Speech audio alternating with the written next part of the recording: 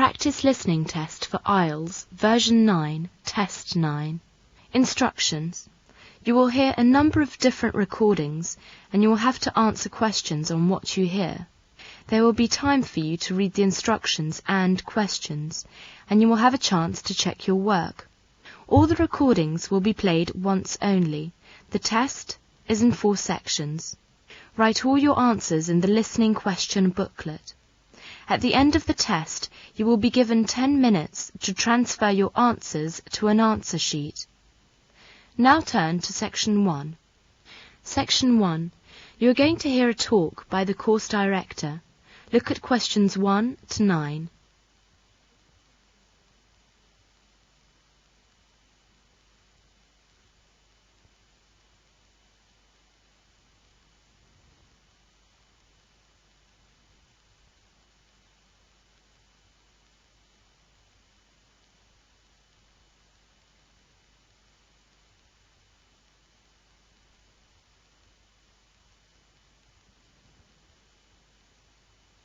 Now listen to the talk and answer questions 1 to 9. Good morning and welcome to the North East London Polytechnic. The North East London Polytechnic, which we often call is an NELP for short, is one of the 30 polytechnics in England and Wales. As you know, at a polytechnic you follow broadly similar courses of study to those at universities. Although many polytechnic courses are strongly vocational, that is, they lead directly to a career, and you may well spend a considerable slice of your time actually working on placement in industry or any other work area as a part of the course itself. Some of these courses are the so-called sandwich courses, typically 2 years, polytechnic study, 1 year in industry, and a final year back at the poly before your examinations. Another feature of polytechnic life is that there is a very large choice of courses. For example, at NELP you can study manufacturing systems management, specialising in computer-aided design, or business studies with the option of adding German to the course. The fashion, design with marketing course includes marketing as an integral part of it, and NELP runs a unique BC's modular science course, in which students choose a combination of subjects from the available options 11 in the first year alone. Entry requirements are often flexible. Many mature students find their work experience is rated by the admissions tutors as highly as if they were offered formal examination qualifications. If you want to choose your course, you may discuss with admissions tutors or NELP courses. Careers advisory, services and college career tutors are a tremendous source of up-to-date information. The NELP offers a much wider choice of courses and subjects than you may previously have considered. There is a large number of handbooks on the market, available through career offices and libraries, which are filled with information on possible areas of study. And the NELP Information Office, telephone 01 597 6698, will also be glad to help with your queries. Now look at the school map. It is the green sheet you got when you came into this lecture hall. Have you found it? Green sheet. Let's look at this map. NELP is situated in West Ham on the borders of Stratford. It has a large campus. Please find the main building. On the top left corner, where we are in now. All the lectures of the courses will be held here. The Students' Union is next to the main building. You will have to register in that building. Opposite the Students' Union, next to the parking place, you will see a tall building. That is our bookstore, where students buy the course books and some second-hand books. At bottom part of the map, you can see a group of buildings. These are the student services blocks. You will find the students' dining hall and the students' accommodation there. NELP Library is located in a modern building adjacent to the bookstore. You will get your library card after your registration with your student ID card. Look at the top right-hand corner of the map. The sports centre is located there. The gym is between the parking place and the swimming pool. Next to it, there is a recreation centre where students play chess and dance. There are 3 tennis courts next to the swimming pool.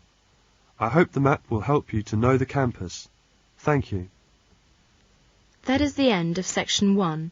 Now you will have half a minute to check your answers.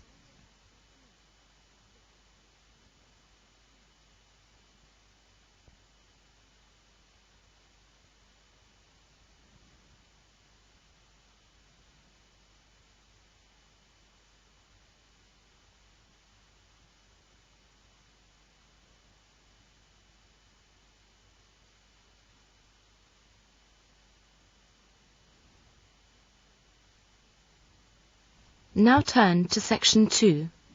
Section 2. You are going to hear a telephone conversation. First look at questions 10 to 15.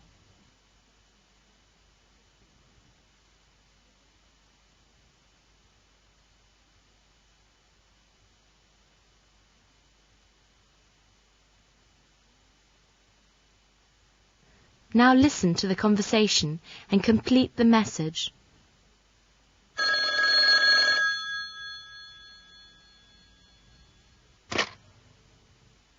Ealing Health Centre, can I help you? Oh, good morning. I'd like to make an appointment for Mr. Dan Gosnell today or tomorrow. He needs a cholera jab. Sorry, what's the name? Could you spell the name, please? Yes, Dan, D-A-N, Gosnell, G-O-S-N-E-L-L. G-O-S-N-E-L-L. Good. Who's, Mr. Gosnell's doctor? Oh, it's Dr. Bentley. Dr. Bentley. Well, I'm afraid Dr. Bentley is not well himself. In fact, he won't be back until next week. Oh dear, well, it is rather urgent because he's got to go to India on Friday. Unexpectedly. Look, could he possibly see someone on Thursday? Well, Dr. Mail, she's got 2 appointments available. There's one at 10:20 and there's one at 2:30. Oh, sorry, what's doctor's name? Dr. Mail, M-A-Y-L-E. Dr. Mail, thank you. I think the 10:20 appointment, please. 10:20. Oh, he must bring his vaccination booklet. Yes, bring his vaccination booklet. By the way, how much is the vaccination? It's £2.80. £2.80, yes, thank you. I'll remind him all about that. Well, thank you very much indeed for your trouble. Goodbye. Goodbye. You're going to hear 3 students of English and their teacher discussing how they try and learn new vocabulary. Listen to the discussion carefully and tick the ways each student uses. Now look at questions 16 to 18.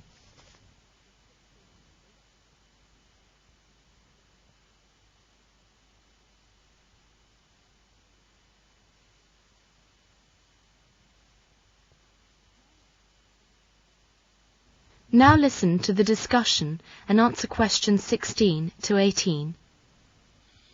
Well, would you like to tell me something about the way you study new words while you're learning English? You first, Monica. How do you learn new vocabulary? I learn a lot of new words by reading newspapers.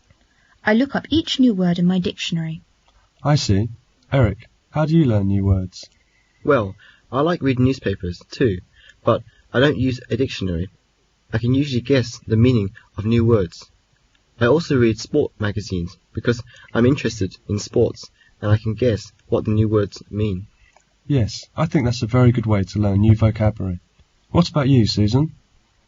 It's different for me. I learn new words from TV and films. I try to figure out the word from the pronunciation. Then I look it up in a dictionary or ask my husband to explain. You are lucky. I haven't got an American husband. I think the biggest problem is remembering new words. I know I should keep a vocabulary book, but I'm too lazy, so I don't. Well, I keep vocabulary cards, and I write each word with its translation. Oh, I think it's better to write the word in an English sentence. That's what I do in my vocabulary book. And sometimes I group together all the words related to one topic, such as football or camping. That's That's a good idea. I used to try and learn 10 words each day, but that didn't work. No, it didn't work for me either.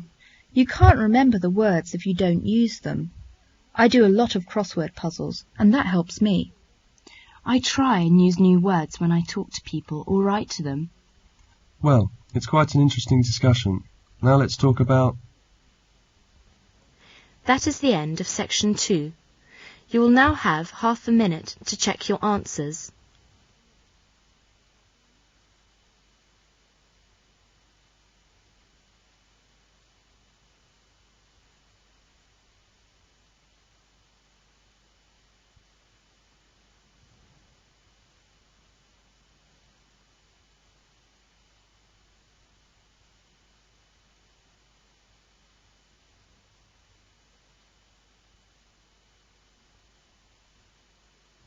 Now turn to Section 3. Section 3. You are going to hear a lecture about note-taking. As you listen to the lecture, answer questions 19 to 32. Look at questions 19 to 32.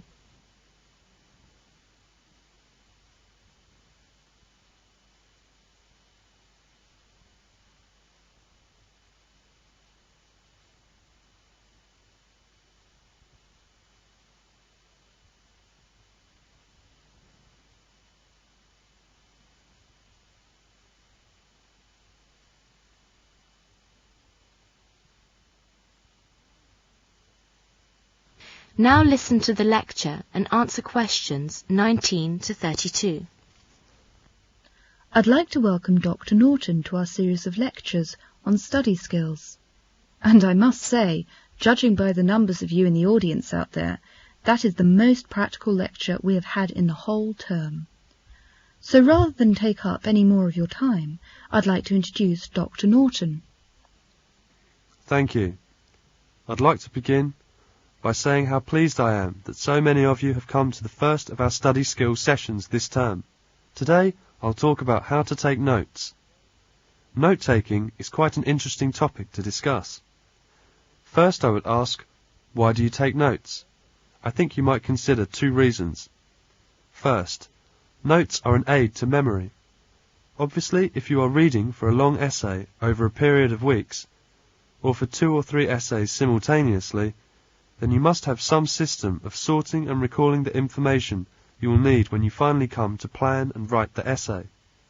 Second, your notes provide the raw material on which your mind must work in relation to your set essay topic, and you will need certain types of information, such as facts, figures, and direct quotations. They must be available quickly and accurately. When you take notes, the process of doing it helps you to summarize ideas and arguments, select points relevant to your purpose, and finally understand and interpret the original source. So note-taking is an important stage in developing your understanding of your topic. Your notes will provide the basis for your thinking and the materials for your essay. You may ask, when do you take notes?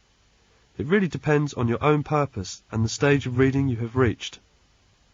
In your early stages of reading, when you are skimming material of a general nature, you will probably not want to make any notes at all, until after you have finished your skimming and have got a feel for the subject. Then you may find it useful to go back and make notes on the points or sections within the general survey which seemed important to you. At a later stage of reading, when you can recognize to underline key points or make marginal notes, you will probably want to do this with essential source materials, or original texts, which you must study in detail and refer to constantly. Now we come to the question, what do you note, and how much do you take notes from reading? We often consider the following 3 ways. First, what is the writer's intention in the passage? You know the writer has selected and structured his material to suit his intentions, but these are unlikely to be precisely the same focus as your essay topic. Therefore, while recognizing the writer's own purpose, you must sift his information and ideas according to your own interests. The same holds true for lectures and tutorials. And then, the discipline in which you are working. In disciplines in which you are working with original sources, for example, history or literature, you will have to include many direct quotations in your notes. As you will want to include some of these quotations in your essay, you must copy them with absolute accuracy. You must remember to attribute the work to the original writer too. In other disciplines, you will more often summarize passages in your own words. The last is your own purpose in relation to your essay topic. If your purpose is clear, you can select and record relevant material in as much detail as you want. Some students insist that they prefer always to take detailed notes because it's all so interesting, or it may come in handy later, or the book is the standard text and so it's worthwhile spending time on it. Well, maybe, but in practical terms, you seldom have time. Now, I'll deal with our last question. How do you take notes? There are 3 general principles that apply to all methods of complying notes. 1. Clear identification.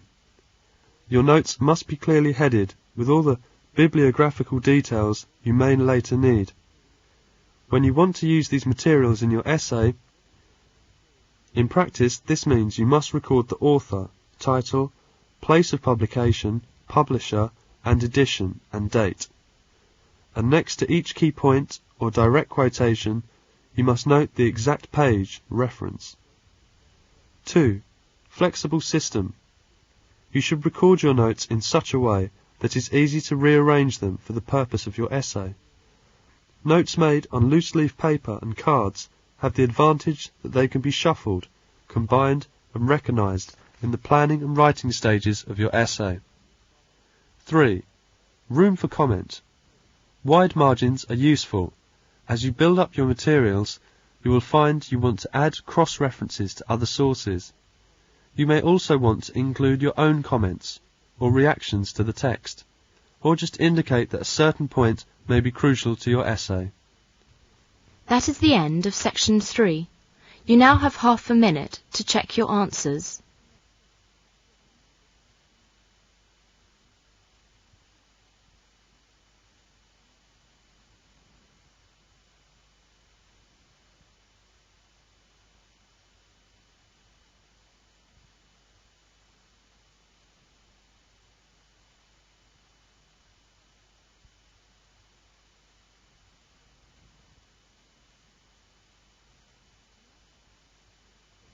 Now turn to section 4. Section 4. You are going to hear a conversation between 2 mothers. They are discussing their problems of raising children. One mum is very conservative and the other one is very liberal. Look at questions 33 to 41.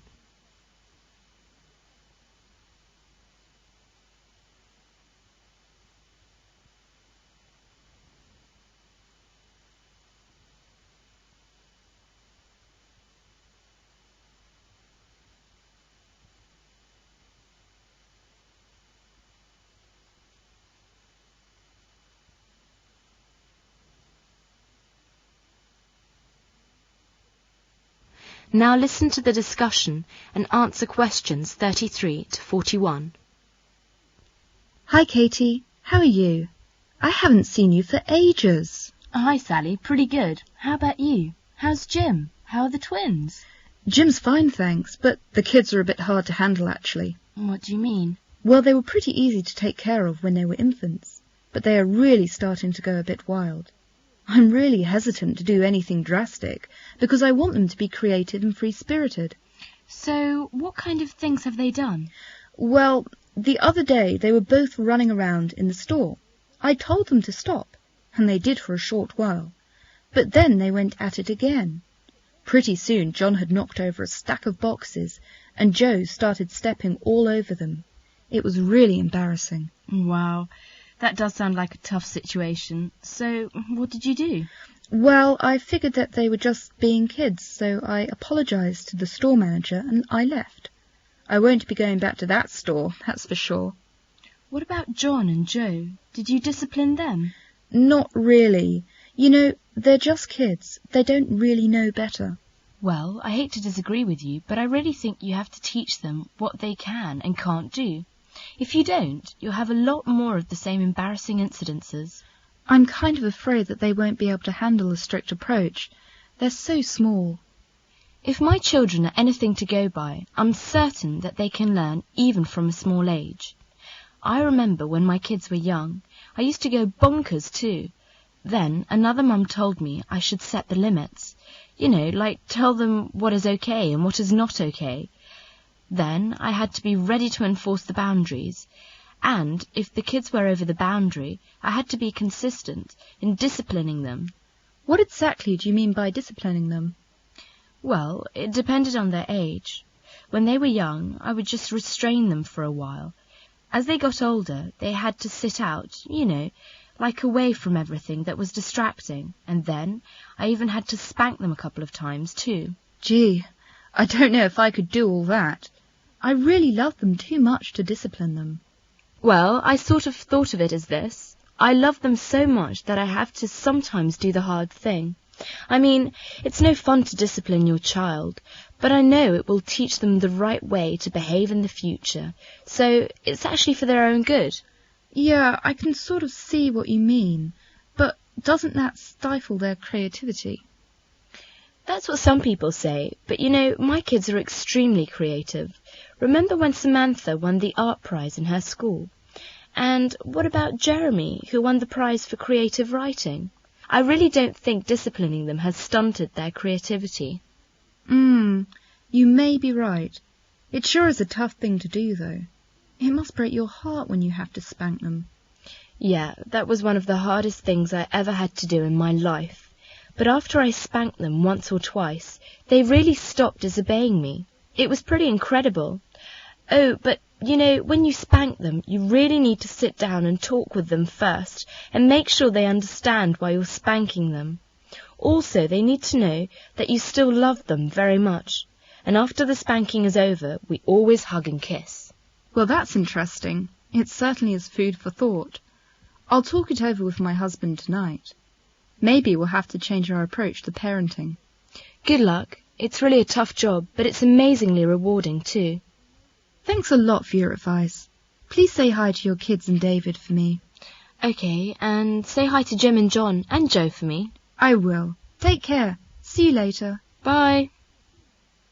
That is the end of section 4. You now have half a minute to check your answers.